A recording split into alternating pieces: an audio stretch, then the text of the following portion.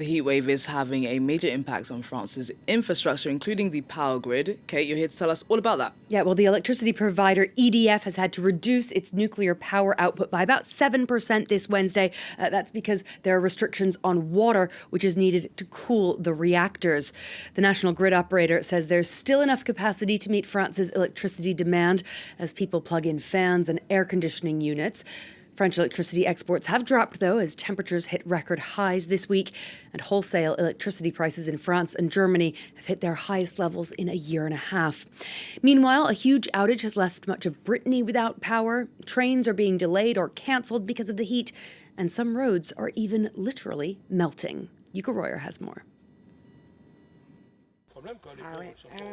This is what happens when a road surface gets too hot.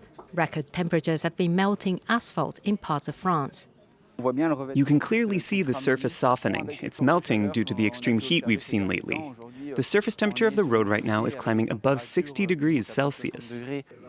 Affected sections of the road have been closed off, forcing drivers to take a detour. Local officials say they're increasingly dealing with naturally caused infrastructure damage. For several years, we've allocated a budget of around €1 million to handle weather-related road issues. But this year, we've already spent €1.5 million. Extreme heat is also disrupting power supply. In Brittany, nearly 100,000 households were left without electricity after a transformer caught fire and sparked explosions. This resident in Quimper lives on the top floor. It's over 30 degrees inside. There's no fan, so there's no way for me to try and cool off. On top of that, my cooker is electric, so I haven't been able to eat since last night either. Local grid operator RTE is trying to restore power, but it could take hours, enough to spoil food in the fridge. Meanwhile, national rail operator SNCF has mobilized workers to speed up maintenance work, particularly with air conditioning systems that have suddenly become crucial. The company has already reduced the number of trains to make sure all those in service have working air coolers, while also checking rail tracks and overhead power lines that can catch fire. Government officials are calling on people to put off unnecessary travel to avoid risks. The UN's International Maritime Organization says ships have begun sailing through the Strait of Hormuz under a new framework to evacuate some 11,000 sailors who've been trapped since the beginning of the Iran war. The agency says that hundreds of ships have been stranded in the Gulf, including oil tankers, cargo, and container ships. The IMO says 2 temporary lanes have been activated, one through Iranian waters and the other through waters that are controlled by Oman and the US. But the operation will take several weeks to complete. This is an incremental process. Yesterday, when it was announced, of course, we started the coordination of the vessels. We have to look into those that are more in need. We have to look at the locations of the vessels in the Persian Gulf. We're working with communication centers as well as the littoral states in order to allow for vessels in batches. What we don't want to cause is any collisions, any accidents. So incrementally, we will see the numbers increasing. Hopefully, the next step will be around 50 vessels a day. Well, global oil prices are continuing to drop as concerns about those shipping disruptions ease somewhat. US WTI futures fell below $70 per barrel. The international benchmark Brent crude below $75 for each. Those are the lowest prices we've seen since the US and Israel began their war with Iran. U.S. President Donald Trump, meanwhile, has criticized American petrol companies for not immediately lowering prices at the pump in line with those market changes. He said he'd ordered the Justice Department to investigate possible price gouging.